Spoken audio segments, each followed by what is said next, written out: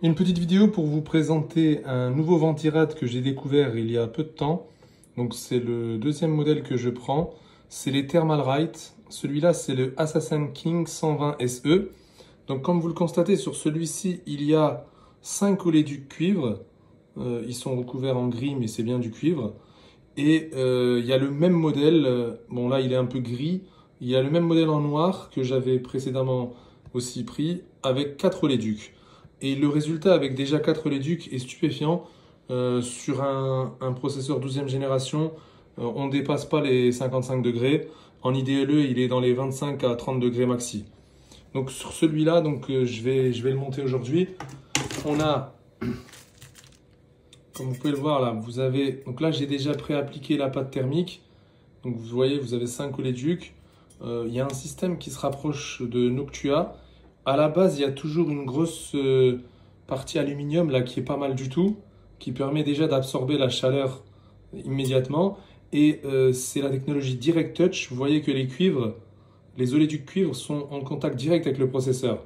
Alors pourquoi j'ai chargé de pâte thermique et j'ai aplati les interstices? C'est justement pour être certain que les interstices soient bien remplis.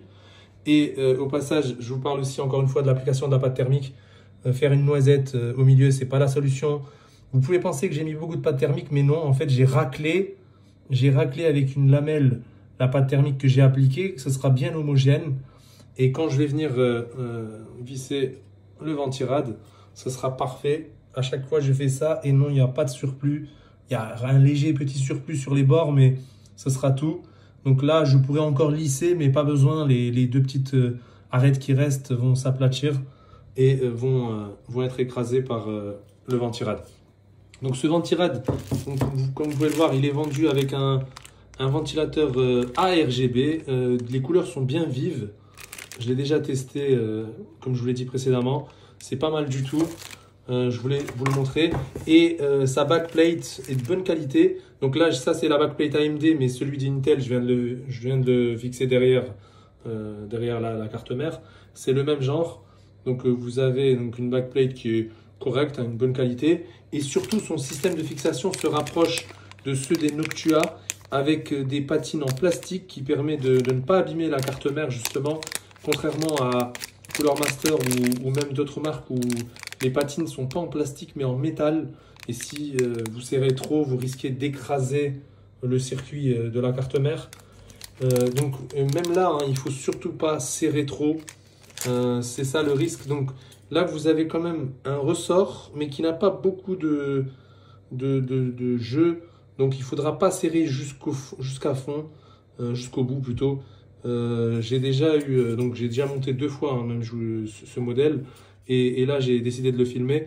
Il faudra être modéré pour le serrage parce que en fait, après, vous n'avez plus le ressort qui agit. Et donc, comme là, c'est assez costaud comme fixation et que en bas, le système n'a aucune flexibilité.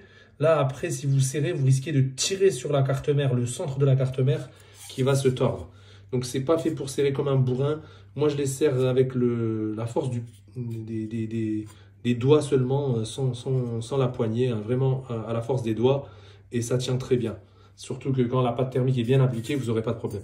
Donc voilà, je voulais vous parler de ces ventirad qui sont aux alentours des 30 euros. Celui-là, il est à 32 euros parce qu'il a 5 oléoducs. Et le même modèle avec 4 oléoducs coûte 28 euros. C'est pas cher par rapport à du Cooler Master ou du Noctua. Et on obtient des performances similaires. Et la finition, elle est très bonne aussi. Vraiment, je recommande. Voilà, je vais finir le montage de cette config à base de i5 12e génération, mais j'ai prévu une Z690 pour évoluer peut-être vers un i7 ou un i9. En parlant des cartes mères, les cartes mères 1700 sont plus chères que les précédents et leur prix ne cesse d'augmenter même parce que vous pouvez trouver beaucoup de cartes mères B600 mais qui sont bas de gamme, qui n'ont pas beaucoup de phases d'alimentation. Là, sur cette carte Z690 Go, il y a 16 plus 3 phases d'alimentation, ce qui fait 19 phases d'alimentation. Et on le voit ici, il y a 8 pins plus 4 pins pour mieux fournir le maximum de courant au processeur. Donc là, mon i5, il n'y en aura pas besoin, mais c'est pour un upgrade plus tard. Donc moi, je pense toujours aux upgrades.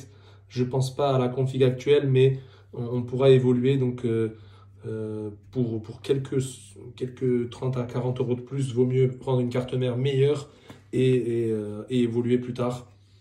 Voilà, donc il a le PCI Express 5 aussi.